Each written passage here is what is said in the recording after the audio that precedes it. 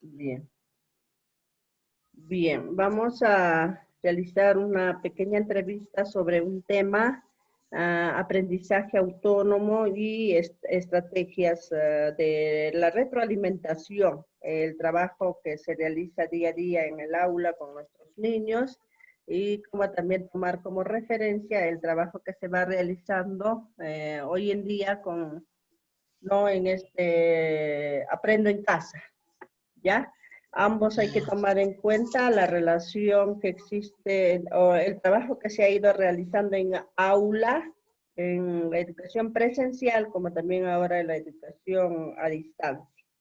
Ya, pero mayormente te voy a pedir que tomes en cuenta el trabajo en aula, en presencial, que como qué tipo de actividades se realizan. El trabajo consiste en 20 preguntas. Dentro de ella, como ya le decía, está pues no con un tema, lo que viene a ser el aprendizaje autónomo. Dentro de eso tenemos los subtemas, ¿no? Donde va a hablar sobre la autorregulación del niño, el aprendizaje colaborativo, habilidades del aprendizaje autónomo, relación docente y estudiante, la retroalimentación en sí y algunas estrategias que utilizamos en la retroalimentación formativa. Como ya te digo, ¿no? Consta de 20 preguntas. Ya, la primera pregunta relacionada al aprendizaje autónomo, específicamente autorregulación. La primera pregunta dice, ¿consideras que los estudiantes deben definir metas claras en sus tareas? Frente a esa pregunta, sí, o sea, cuando uno hace la planificación respectiva, uno tiene que ya, de acuerdo al propósito de aprendizaje, ya fijas, ¿no? ¿Qué es lo que va a aprender, ¿no? El niño en esa sesión de aprendizaje? Sí, efectivamente, ya se fija ya una meta a lograr. En este caso estamos hablando del estudiante. Claro, el docente sí tenemos una meta fija que lograr en la clase en sí, pero en este caso nos dice, ¿consideras que los estudiantes deben definir metas claras en sus tareas? Claro, desde luego, ¿no? Porque el niño, por ejemplo, tú cuando das a conocer no, a tu propósito, ya al niño le tienes que decir, hoy día vamos a aprender, por ejemplo, este tema. Entonces, el niño ya se va adelantando qué es lo que va a trabajar hoy día, o sea, qué es lo que va a aprender en Ujú. función a eso. Bien. La siguiente pregunta, también relacionada a la autorregulación. ¿De qué manera los estudiantes demuestran el control de acciones para alcanzar éxitos de una tarea? ¿De qué manera los estudiantes demuestran el control de acciones para alcanzar éxitos de las tareas? Ya. El niño, o sea, cuando el docente hace su programación, definitivamente tiene que ya prever, por ejemplo, el cumplimiento de los acuerdos, de las normas de convivencia en el aula. Y frente a eso, ¿no? Ya se fija de que el niño, con ese cumplimiento de ciertas normas, la tiene que ya, ¿no? De practicarlo. Y al practicarla, esas normas, ya en el aula el niño, efectivamente, ¿no? La tiene que ya cumplir. Entonces, esa ayuda a que el niño no va cumpliendo ciertos propósitos que se va a trabajar en el día. Bien, continuamos. Seguimos con el tema de la autorregulación, comprendiendo que es autorregulación, que el niño mismo tiene que, como la primera pregunta, ¿no? Proponerse sus propias metas al desarrollar sus actividades, regular sus acciones, ¿no? El estudiante tiene que regular sus acciones, qué actividades tiene que realizar para alcanzar ese éxito en su trabajo. La siguiente pregunta es, ¿qué estrategias utilizan los estudiantes para que logren regular sus aprendizajes? Ya. Las estrategias es uno, ¿no? Por ejemplo, en el aula el niño tiene que practicar, por ejemplo, los modales, el trabajo cooperativo, el de ayudarse, no, el uno con el otro. Ujú. Entonces, eso hace de que entre ellos no, ya van apoyándose, y entonces el niño que, por ejemplo, en este caso, quizás le falta un poquito, ¿no? De aprender, entonces el niño que ya logró, entonces él ayuda en ese sentido. O sea, el trabajo en grupo, o sea, el trabajo ¿cómo se llama? En cooperativo hace que el niño no logre esas metas que él requiere. Bien. Ahora vamos a realizar las preguntas relacionadas al tema que tú estás mencionando, el trabajo, el aprendizaje colaborativo. ¿Ya? La siguiente pregunta dice, ¿qué características tiene el trabajo colaborativo? Ya. Las características son, uno, ¿no? De que es trabajar en equipo, ¿Ya? ya, uno de ellos. El otro es que el niño, o sea, el respeto mutuo, o sea, no debe haber de que uno de ellos puede burlarse, ¿no? Que si el otro no conoce, ¿no? Y no, tampoco eso, ¿no? Ujú. El respeto, una de las características debe ¿Ya? haber, primar ahí. El otro debe ser el apoyarnos, pues no, el otro, el apoyo entre ellos. Ujú. Bien. La siguiente pregunta. ¿De qué manera los estudiantes demuestran responsabilidad individual en el trabajo colaborativo? Ya. La responsabilidad individual en el niño es cuando el niño logra pues ciertas tareas, ¿no? Con ese esfuerzo de él. O sea, ya asume una responsabilidad a lo que como un sujeto parte de su formación, ¿no? Va asumiendo ya ciertas responsabilidades. Eso también previo a lo que el profesor no inculca de que uno debe ser no responsable. Entonces ya Ujú. el niño frente a esas premisas ya va en ese camino, ¿no? De demostrar ya cierta responsabilidad, ¿no? Al cumplir sus trabajos, sus tareas. Ujú. ¿En serio? Bien. De acuerdo a tu experiencia, ¿qué habilidades deben combinar los estudiantes para alcanzar soluciones? ¿Qué Ya, habilidades deben combinar los estudiantes para alcanzar soluciones? ya. En este caso, hay niños que debe de combinar ya con la nueva propuesta de curricular, ¿no? Donde dicen, ¿no? Hay que combinar capacidades. Al combinar esas capacidades, ya el niño va a tener, ¿no? A poder ya solucionar, ¿no? Si se podría presentar en el camino, ¿no? Algún problema. Entonces, si el niño efectivamente no tiene ya en sí todas esas capacidades desarrolladas, el niño lo va a lograr. Ujú. Bien. ¿Cómo logra usted que los estudiantes reflexionen sobre la efectividad del trabajo colaborativo? Ya. Es cuando el docente, por ejemplo, ya vemos las evidencias, ahí es donde que te muestra pues, de que si el niño logró lo que, no, el propósito.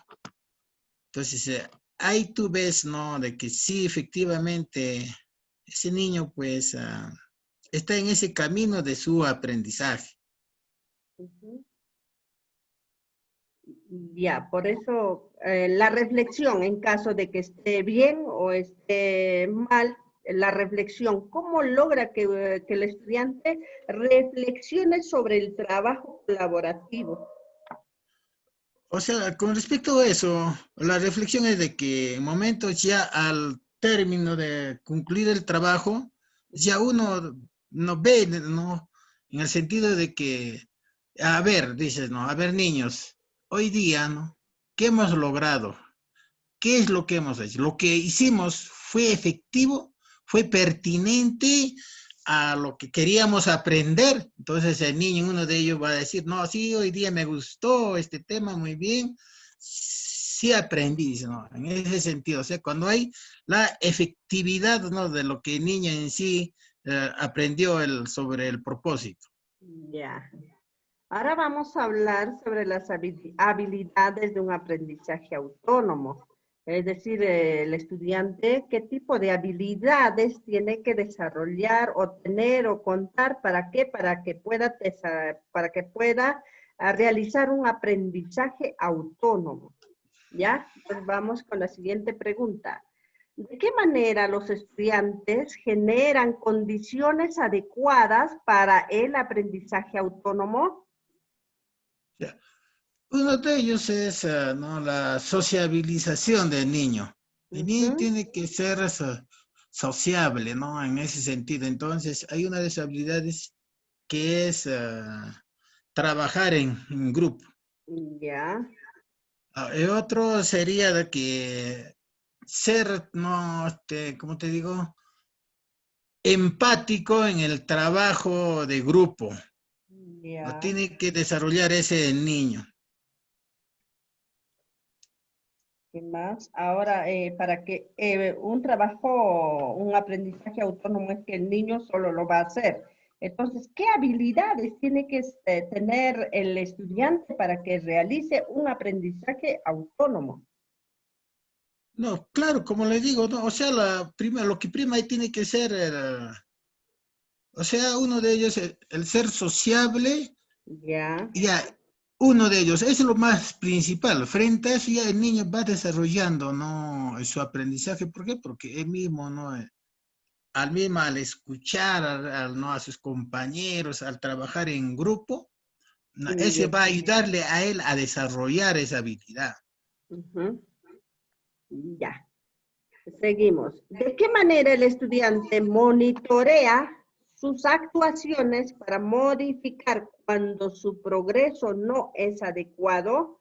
¿Qué quiere decir con esto? De que el estudiante, el trabajo que va realizando el estudiante, se da cuenta de que no es adecuado, no es correcto. Entonces ahí, ¿no? ¿De qué manera el estudiante monitorea sus actuaciones, su actuación de él mismo, para modificar, o sea, para cambiar cuando su progreso no está siendo efectivo?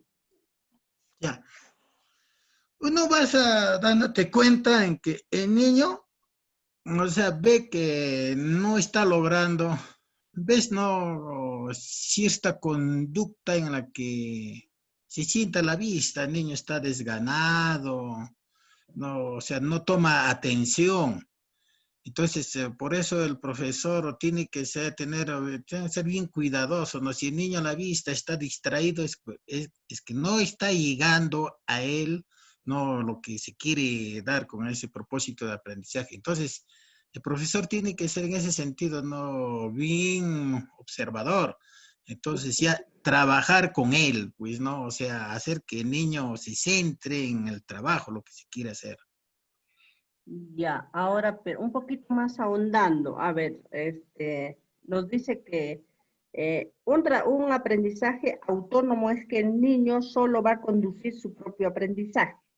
El niño va a conducir su propio aprendizaje. Entonces, en ahí el niño va a observar la efectividad de su trabajo, o sea, el progreso de su trabajo, si está siendo efectivo o no está siendo efectivo. En ese proceso, ¿cómo el estudiante monitorea? ¿Cómo el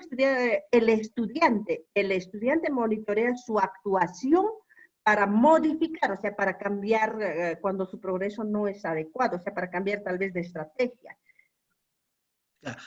O sea, en este sentido, como el mismo hecho de que dice que ser autónomo quiere decir, o sea, él tiene que autoevaluarse, ¿no? Ujú. Tiene que haber esa autoevaluación. Entonces, desde ahí va a empezar, ¿no? Lo que sí, no estoy aprendiendo. Entonces, ¿qué hago? ¿No? Entonces, con el apoyo del profesor, bueno, él tiene Ujú. que ya, el profesor te va a encaminar, entonces vamos a hacer de esta forma, o sea, cambias tú la estrategia, entonces ahora trabajaremos de esta manera, ¿no? Entonces ya el profesor tiene que hacer ese seguimiento a que el niño no cambie otra estrategia. Ujú. bien. Ahora, ¿cómo planifican los estudiantes? Estamos hablando de los estudiantes. ¿Cómo planifican los estudiantes para emprender una tarea y lograr metas en un aprendizaje autónomo? Tomemos en cuenta de que el aprendizaje autónomo es solo, el niño solo va a realizar su aprendizaje. Entonces, ahí, ¿cómo el niño, cómo planifica el niño para emprender una tarea y lograr metas? Ya.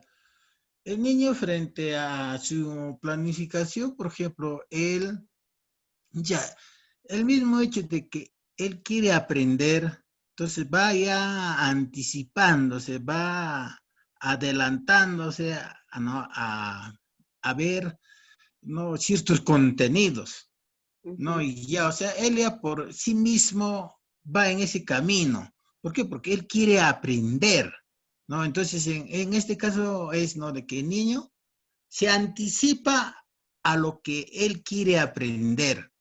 Ya, bien. Vamos con la pregunta 11. Seguimos con el aprendizaje autónomo. Entonces, ¿considera usted que los estudiantes valoran reflexivamente su nivel de logro? ¿Considera usted que los estudiantes valoran reflexivamente su nivel de logro? Claro, o sea, el niño cuando ya logró, ¿no? Aprendió, en ese sentido el niño se siente pues, tranquilo, ¿no? Está con esos ánimos de querer aprender más. Entonces, ya por sí mismo, ya inclusive ya se formula, por ejemplo, ¿no?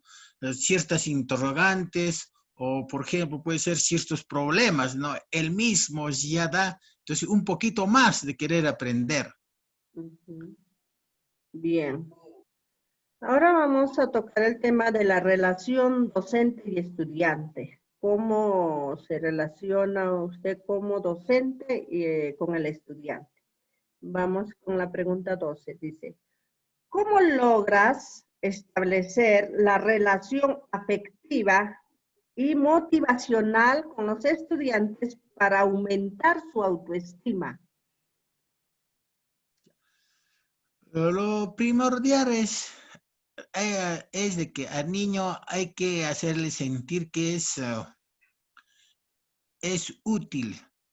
Hay que hacerle sentir de que el niño hay que valorarlo, ¿no? De ¿Ya? que él es indispensable. Entonces, con esa valoración que tú le das, el niño no va posicionándose de que sí, efectivamente, él pues es como persona, sí es útil en ese sentido. Bien. Continuamos con el mismo tema docente-estudiante. ¿Consideras importante que los estudiantes interactúen entre pares? Claro, o sea, el trabajo en pares es bueno. ¿Por qué? Pero ahí experimentan, ¿no? Dialogan, comparten inquietudes. Entonces, es bueno ese de trabajar en pares. Ya, bien. Ahora vamos a tocar el tema de la retroalimentación. ¿Qué vamos entendiendo por retroalimentación? Que hoy en día, ¿no? Lo realizamos en aula a través de las evidencias o los trabajos que realizan nuestros niños. A ver, ¿consideras importante en la retroalimentación la devolución de producciones a los estudiantes? Claro, sí, porque de acuerdo a eso, tú vas viendo, ¿no? De cómo si se logró o no. Ya. Nos habla de la devolución, es decir, no recojo evidencias y Claro, ese es. devolver al estudiante. A eso Claro. refiere. ¿Consideras Sí, importante en la retroalimentación la devolución de las producciones a los estudiantes? sí, claro, o sea, el docente frente a eso, o sea, tú vas viendo, ¿no? Si se logró o no, porque es bueno saber, ¿no? Que esas evidencias que tú al analizarlo, lo vas a ya valorarlo, si ese niño logró no lo que se quería, no con el propósito de aprendizaje. Ujú. Ya.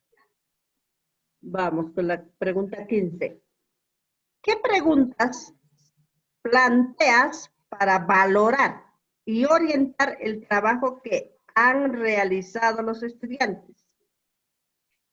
Ya, ¿Qué una de las preguntas planteas para valorar y orientar el trabajo que han realizado los estudiantes?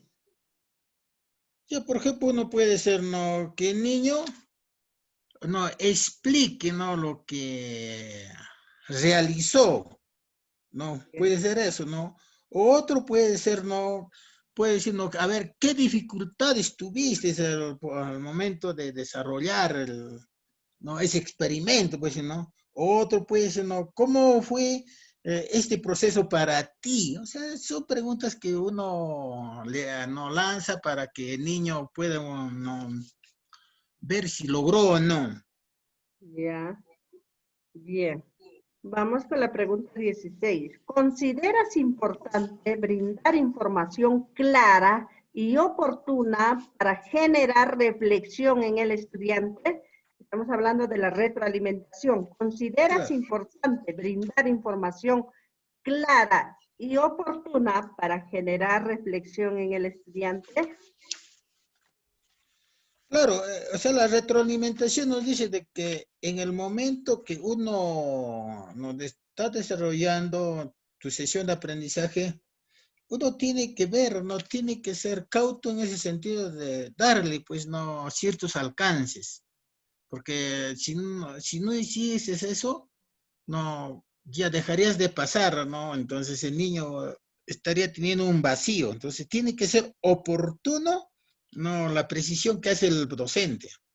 Ya, muy bien. Vamos ahora con las estrategias que debemos de utilizar en la retroalimentación formativa en el aula. A ver, de acuerdo a tu experiencia, ¿qué preguntas formulas?